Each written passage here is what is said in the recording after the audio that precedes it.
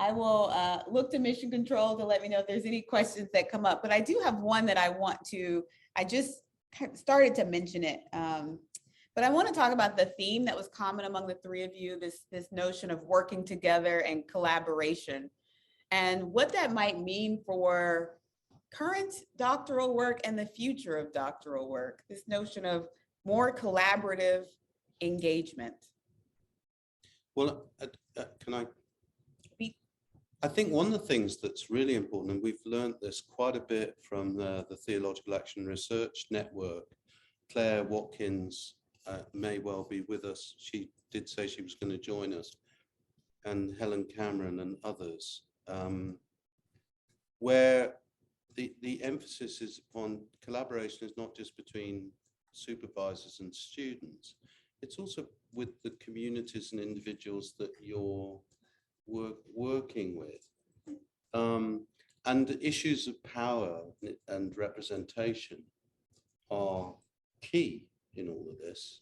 And so the collaboration is about the responsibility of the theologian. Again, I think this reshapes that perhaps in the past, theologians felt they had license to be normative, to make normative statements. And then it was for whoever read them to sort of deal with it.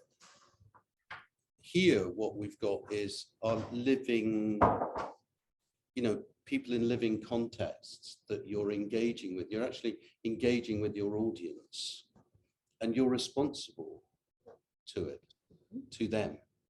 And so collaboration, runs all the way through a project, I think. Absolutely. Tuna or John? Well, the only thing I would add to that, it would be one of the things that collaboration does is it helps us to develop intellectual humility. I think that's actually a very important theological skill, to be able to recognize that, well, maybe you're wrong. It's not one that everybody is able to master. And some people master it too much. But I think that idea of intellectual humility is actually really important for the theological task, that we can say, if you're a systematic theologian with all the training that you have, and you're a practical theologian with all the training you have, you can say, well, there's still a lot of things to be learned, a lot of things that I can learn from you. Then I think that's a very healthy conversation, not just for the supervisory relationship, but actually for the future development of theology. There's a question in the chat for John, and it's talking about faith, prayer, and contemplation. And actually, there are a couple questions about that when you were speaking, John. And so this question is about the fit in academia, right? So where does faith, prayer, and contemplation fit in the process of outlining methodology for the purposes of an academic exercise? Is there room for such language in the academy as it stands? I think there is room in the academy, but I think we need to think about, I mean, what does it mean to do theology without faith or prayer or contemplation?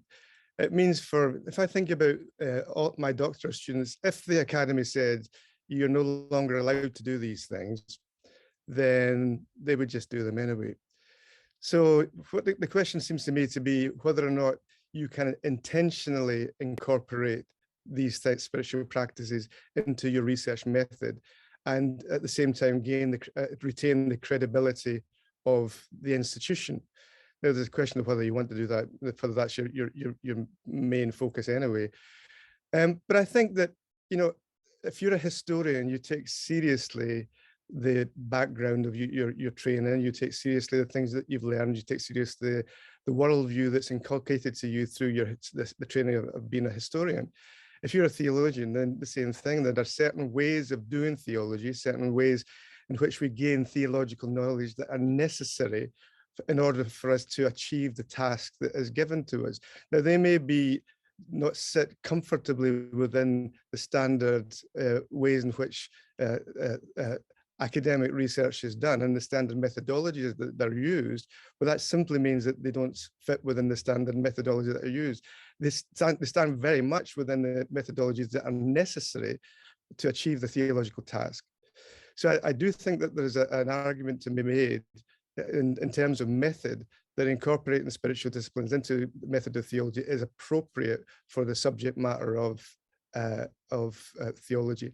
And so therefore, I think, it depends who you want to have credibility from is one question. But I don't think that institutionally it would be appropriate to say you can't use this method because it doesn't fit with the methods of the hard sciences or whatever it is. So I think there's an argument to maybe that can be made. Tuna or Pete, did you have anything to add about the devotional practices and the relationship with research? I think it depends quite a bit on the context also, because I think in my context in Norway, which is quite inspired by German academia, I think it would be at least very debatable, but depending on how you would incorporate them and what you would, as a supervisor, would do, because I think some people who could say that that is also a way of using or misusing power in a certain sense of for example, not forcing but leading PhD students into a certain kind of spiritual practice.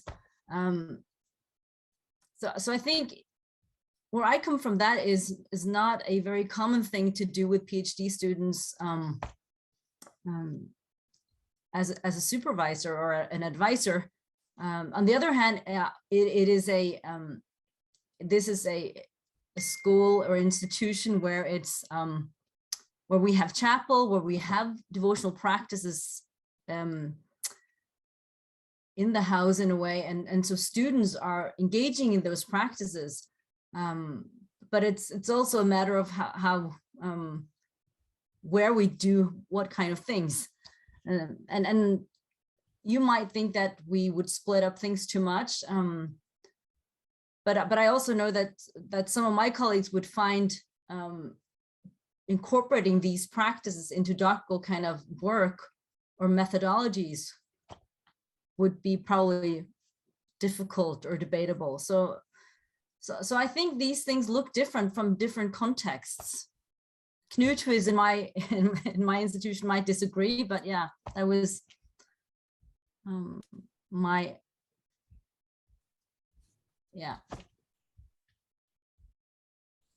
Thank you. Pete, you want to add? Yeah, I think there are all sorts of levels of where what John is saying may or may not be acceptable. If you're claiming in a methodology chapter that you have some special access to knowledge of God because of your spiritual practice, and that's integral to the methodology of your thesis, I think that's inherently a problem. On the other hand, if you're saying as part of reflexivity, my belief was what I brought into this part, say for instance, participant observation of worship, that you are someone who habitually worships, and in the context of the worship event, you experienced something that was in a sense part of the experience. There it seems to me to be entirely legitimate to perhaps include all of that. And then I think there's also just the spiritual practices of any academic, where prayer, meditation, church or whatever just might be the background thing that's going on, but there's no need to include it in you don't write it in the thesis that you go to church. But it is part of being an embodied, and a supervisor and a student might or might not share that really. So I think there are levels that we need to say, well, what Tuna's point that some academics, if we're starting to write this into a methodology chapter, that there's a special form of knowledge that we've been given.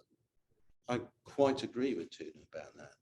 Nevertheless, methodologically, I mean, there are so many theologians for whom prayer and worship has been so fundamental. The idea of thinking about someone like Thomas Aquinas without Aquinas being, a prayerful person would be odd. Yeah. And I wouldn't I think say the that conversation is doing, especially this particular piece about the spiritual disciplines, as I think about doctoral students who are doing this work or researchers. I hope that those listening who might just have questions about it would realize that it is in the background of a lot of different people's work, even if it's not explicitly stated. I'm thinking now of, actually, Tuna, I'm thinking of what you said as you were just starting to talk about your chapter. You talked about how you spent a lot of time, you were trained as a theologian, and then you were doing all this work in social sciences, and you're trying to find your way back. And I was just thinking about the way that sometimes our formation as scholars can fragment us, whether that's disciplinary fragmentation or even fragmentation from our own spiritual selves.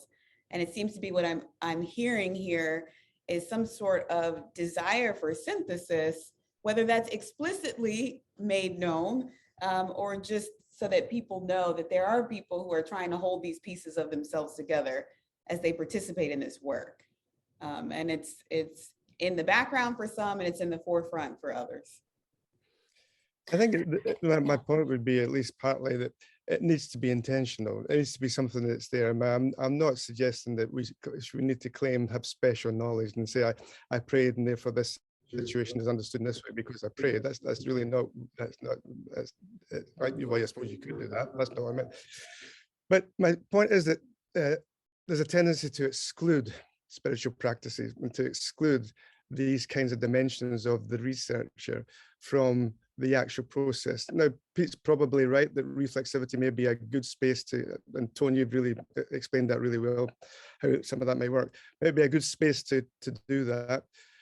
It's also the case that there's certain contexts where it would be more open and more easy for a researcher to be able to discuss these things as formally as part of the project. But my main point is to keep it on the table. This is actually a significant part of the process, and there's lots of debates in there about how it should sit, but don't take it off the table, because if we start to bracket it, then we get ourselves into all sorts of difficulties. I agree with that, and I also wanted to say that I agree with what you said, Pete. I have, for example, studied intergenerational preaching, and we went to worship services to do field studies. And I would, of course, worship then. And I also wrote in the methodology chapter that because I'm an insider to this, I participate in this kind of worship. And in many things I would know from the inside, but that would also give me certain blind spots as a researcher. But on the other hand, it would give me access to a lot of things. And when I studied the spirituality of pastors, it also deeply influenced my own spiritual journey. And so I found it also appropriate to include some of that in the methodology chapter in the book, because I could see how it also shaped some of my own thinking and what I would see in the analysis and interpretation, and how it would challenge my own kind of my own view of spirituality in a sense, and how it also made me change some of my theological interlocutors. So I think some of these things really belong in the in the research and in what we write up. But I guess it's as you said, Pete, where and how we bring these things in. And I also certainly agree that as theologians, these spiritual practices are part of what we do. So I guess it's more where and how they come into the picture would differ maybe from place to place. Yeah. So I did want to, I can't find it in the chat, but I remembered seeing that there is a question in the chat that was asking about, and this is Tuna, about your question about, or your comment about empathetic curiosity and this way of listening, the way of attending to others. Thinking about that in relation to Zoom and our digital world, and that for the last couple of years, so many people's research actually moved online. Doctoral students had to shift. And so they were doing their research online. And so I'm wondering how this space, right, working digitally has either presented new challenges or raised new questions for our work as researchers. If I were to answer, I think it certainly has raised new questions. Also, when it comes to ethical research ethics, lots of questions concerning that. Also a lot of, but also a lot of opportunities in a way that we can study things that we could not before. We have access to a lot more practices and time efficient in a way, but I think there are things that we don't see that, and that we need to be aware of the fact that we see only the part that is on screen or that is part of a recording, but also interviewing on Zoom. I think that there are possibilities there that are also good, and that it's also over Zoom possible to listen empathetically and to in a similar way as when we meet in real life. But of course there is a dimension missing. So it's I think there are both advantages and gifts, and also some constraints that we don't, that are different. Yeah, it's interesting because having spent nearly 2 years on Zoom, I started to meet people that I only met through Zoom, and everybody's smaller than I thought they were, which is very odd.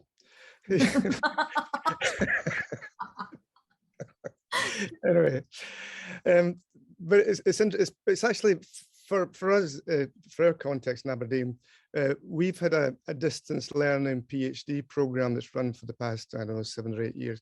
So working with Zoom or Skype or whatever it is has been part of our supervisory process for quite some time, and it's been exacerbated by the pandemic, but it's been in place for some time. So we're kind of used to it, like, but it's a very one-dimensional way of communicating, right? So, and I tell you what else is even more problematic is trying to do vivas online, which are really difficult. So I've done a few vivas online. You've maybe done the same, where you've got this person who's worked with a PhD for 5, 7 years, 3 or whatever it is, and now you're in Scotland, they're in Australia, and you're in wherever it is, and you've got to have this conversation with a picture about the most important thing in a person's life.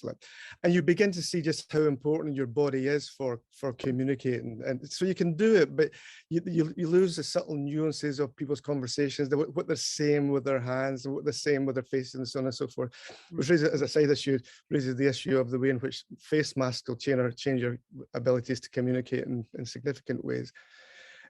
However, I think that it's possible to humanize it. And so, for example, in our PhD program, we have an online seminar for distance learning PhDs who come and present and talk and discuss. And as far as possible, you can have an interactive, good environment. It's not the same as a classroom, but it can actually, if you're creative and innovative and actually really do engage with people and get people to engage with you, you can get not the same thing, but you can get a good sense of conversation, a good sense of who the person is, and it's possible. You have to learn a new set of communicational techniques, and that's difficult in a crisis. Not a lot. I've just been doing interviews around my bluegrass project. Did I mention that? And Pete is doing a bluegrass project, everyone.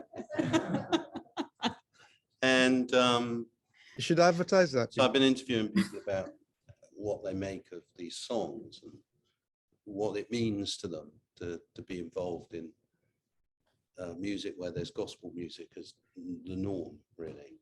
And the interviews on Zoom, I think have been that's worked really well. Not least because you can record it simultaneously and also get a rough transcription that you can then update by listening and whatever. So it's actually it's a good tool, really, and it's got me to the point where I'm really rather dreading having to do a live interview with people, because I won't have that.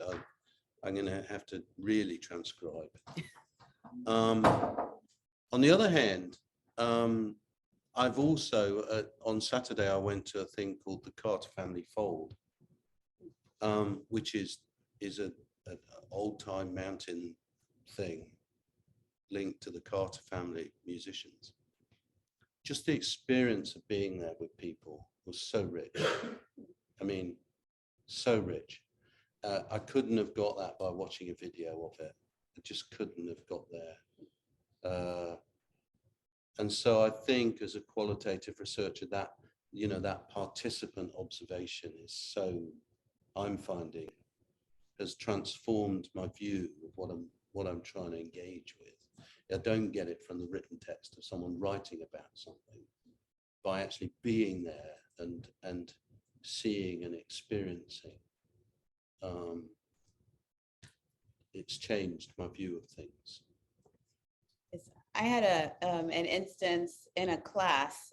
So there are students, of course, who I've never met in person because we've only Zoomed together. And one student said, Dr. Green, would you know me if you saw me in person? And I think that's the question that is being raised with these questions about qualitative research and our digital tools, is what do we know about each other this way? And then does that knowledge translate when we are face to face again? So I've sat with that for a while, wondering, you know, what I will know of a person. Will I recognize them in person? And it's the disadvantage of not having a little thing that comes up telling you their name. Yes, that too. In real life. There's no name tag. We're now wearing name tags now. Yes, that is a big help. You can't just sort of hover over someone in the room and their name will appear. Absolutely. And so let me say this, any final words from Pete, Tuna, or John, and then I'll give next steps. Any last thing you want to? That was my final word. Perfect. I have no final word other than I'm not able to join for the rest of the conference, but I hope it goes really well, because it's a really important subject. And I can really sense that there's going to be some good conversations now that will be transformative. So I wish you all every blessing for the day as it runs on. Don't forget to pray.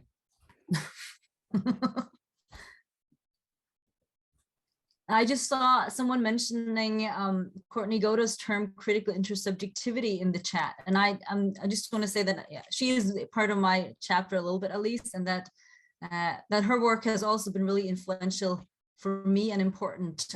So just wanted to say, I just saw that in the chat, and also looking forward to the rest of the day. I'm going to be a little off and on because I need to get home. And so, because it's kind of late afternoon here now.